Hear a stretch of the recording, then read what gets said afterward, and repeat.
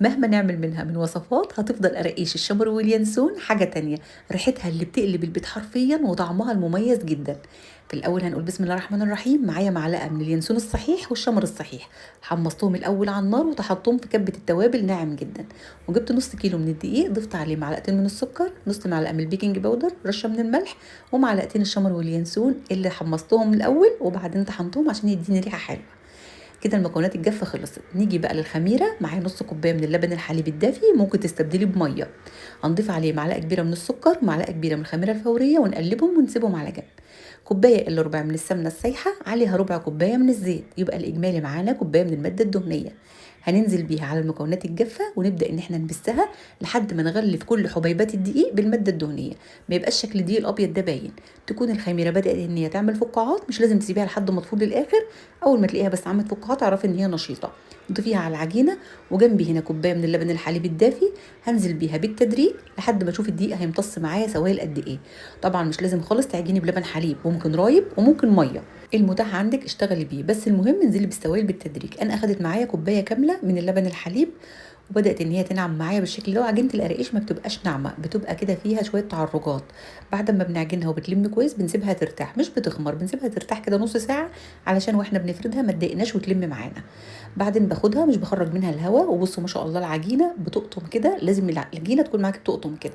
ده بيدل على ان نوع الدقيق كويس. اما لو لقيتي الماده الدهنيه عايمه كده وانت بتريحي العجينه على العجينه من فوق، لقيت الماده الدهنيه عايمه فوق، اعرفي ان الدقيق بتاعك مش مظبوط خالص ونوعه مش كويس، وهينطر الادام وكده هتبوظي كل حاجه. فالله يرضى عليكم اتاكدوا من نوع الدقيق، يا اما جميع الاغراض يا اما مخصص للمخبوزات. قطعتها أربعة وما خرجتش منها الهواء، يعني قطعتها أربعة من غير ما أخرج منها الهواء عشان ما تلمش معايا وأنا بفردها. وخدت قطعة، كورت التانيين وسبتهم يرتاحوا على جنب، وخدت قطعة فردتها على شكل مستطيل طولي كده. وبدأت إن أنا أعملها رول، وأنت بتعملي رول ضيقة على قد ما تقدري، لأن ده اللي هيديك الشكل الحلو بتاع القراقيش اللي أنت بتحبي شكلها ومش عارفة معمولة إزاي. هو الرول ده، وتقومي قافلاها من تحت كويس جدا عشان لسه هنسيبها تختمر ولسه هتخش الفرن تختمر تاني. وطولي بقى الرول على قد ما تقدري وقطعي بقى. ممكن تقطعي زي ما انا اعمله كده سنتي، صوابع كده سنتي، ممكن طبعا تطوليها عن كده شويه، بس الحجم ده معقول جدا وشكله حلو. ممكن تعمليها بميل، ممكن تعملي القرقشه بتاعتك متقطعه بميل، وممكن تجيبي القطعه المشرشره برضو، هتديكي اشكال حلوه. بدعي بقى بشكل القراقيش بتاعتك، المهم ان انت معاكي مقادير مظبوطه وطريقه ناجحه من اول مره بفضل الله. انا قطعتها الشكل ده تقريبا، يعني كل واحده كده سنتي. وبعدين بتاخديها وبترصيها في صينيه، وما تدهنيش الصواني اي حاجه خالص، هي فيها ماده دهنيه كفايه فمش هتلزق نهائي. بنعمل مسافة صغيرة. وعلى فكرة القراقيش مش بتخمر بالجنب، القراقيش بتخمر لفوق. بنسيبها ترتاح ساعة كمان في الصواني عشان تديكي نتيجة حلوة. وبتاخدي أول صاج شكلتيه يكون اختمر واتضاعف حجمه بالشكل ده، يكون شغالة الفرن من قبل ما تدخليه بربع ساعة على درجة حرارة 200. بتحطيه على الشبكة وكل شوية بتلفي الصينية لحد ما تاخد لون حلو وتتحمص وتقرمش براحتها زي ما سمعت معايا كده صوتها في الأول.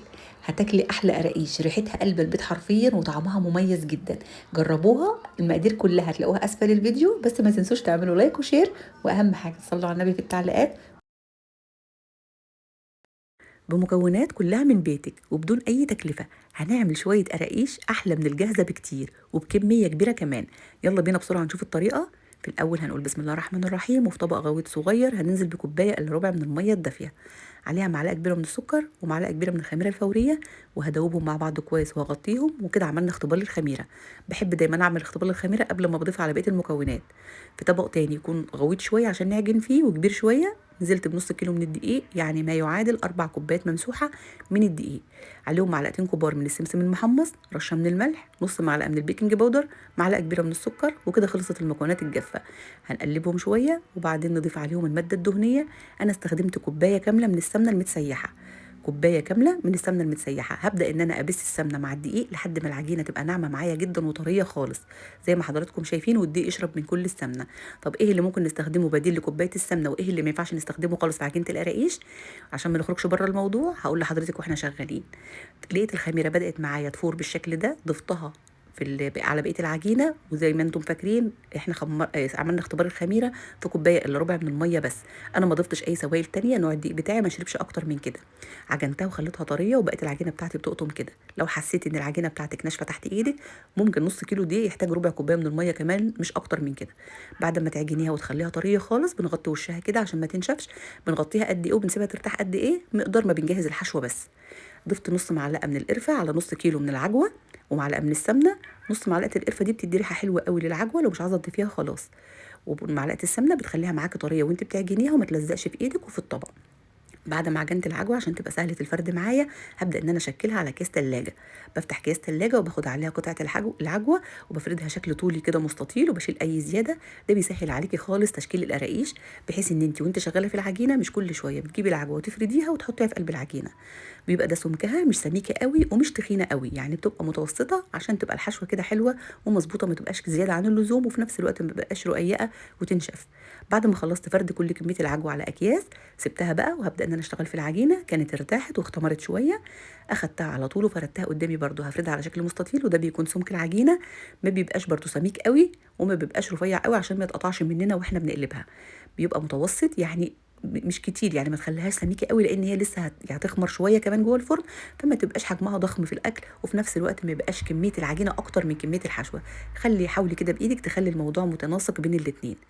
بيسهل عليكي قوي فرد العجوه وتجهيزها على كيس تلاجة، انك بتدخليها قلب العجينه على طول وبتقفلي الطرفين على بعض. بالنسبه للخطوه دي ما تحاولوش تكتروا في قفله العجينه على بعضها، يا دوبك بس العجينه تلامس بعضها ونقفلها على طول، نضغطها بصوابعنا. وكيس التلاجة بيساعدك كتير قوي قوي انك تفردي العجينه وتضغطي على القفله بالشكل ده، لان لو ضغطتي بالفراده بس على العجينه هتديكي شكل تعرجات ومش هتبقى مظبوطه. فخلي كيس التلاجة دايما جنبك وانت بتفردي بيه القراقيش، حطيه على العجينه وانت بتفرديها. قلبتها على الجنب التاني عشان تبقى شكل القرقوشه سطحها املس، فلازم نقلبها على وشها على الجنب التاني. وحطيت شويه من السمسم وثبتهم برده بالشكل ده. وهبدا ان انا اقطعها تقريبا كل صابع سنتي. ممكن تقطعيها اعرض من كده بس ارفع من كده، او اعرض من كده مش هتبقى شكلها لطيف. ده احلى شكل مناسب ومظبوط جدا. تقريبا بيبقى شكلها كده، والحشوه مناسبه جدا للعجينه. اما بالنسبه للماده الدهنيه اللي ضفناها، انا ضفت كوبايه من السمنه. طب ايه اللي ممكن تستخدميه غير كده؟ ممكن تستخدمي نص زيت ونص سمنه، او ربع زيت وثلاث ارباع سمنه. بس ما انصحش خالص انك تستخدمي الزبده في عجينه القراقيش. طب انا لو عايزه استخدم كل المقدار زيت، هتخلي القراقيش بتاعتك ناشفه جدا ومعضمه. لازم تعملي ميكس بين السمنه والزيت، لان الزيت بيدي قرمشه حلوه والسمنه بتدي نعومه كده وتوريقه، بس انا عايزاها ناعمه ومورقه فحطيت سمنه بس ما حطيتش زيت. وانت بتقرمشيها بتقدري تحمصيها في الفرن وتخليها تبقى مقرمشه.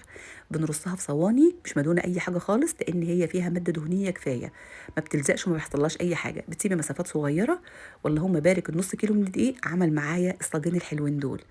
بعد ما بتخلصي تشكيل على طول بتاخدي اول صينيه شكلتيها وبتدخليها، تكون ارتاحت طبعا بعد التشكيل، على الرف الاوسط. بتقعد تقريبا من 25 ل 30 دقيقه بالكتير. كل شويه بلف الصاج علشان تاخد اللون الحلو ده وتتقرمش وتبقى محمصه، ما تبقاش طريه. فبسيبها تاخد وقتها على درجه حراره 180. لو ما خدتش معاكي لون من فوق بتفتحي عليها الشوايه ثواني بسيطه. بعد ما بتخرجي الصواني من الفرن بتلاقيها ان هي طريه شويه، ما تلمسيهاش وما تجيش جنبها. سيبيها تتهوى خالص وتبرد، هتلاقيها ان هي بقت مقرمشه وناعمه بالشكل ده. هتعملوا احلى قراقيش. لو عجبتك وصفتي ما تنسيش تعملي لايك وشير وتصلي على النبي في التعليقات، وقولوا لي تحبي الوصفه الجايه تكون ايه. واشوفكم ان شاء الله في فيديوهات تانية في حفظ الله ورعايته.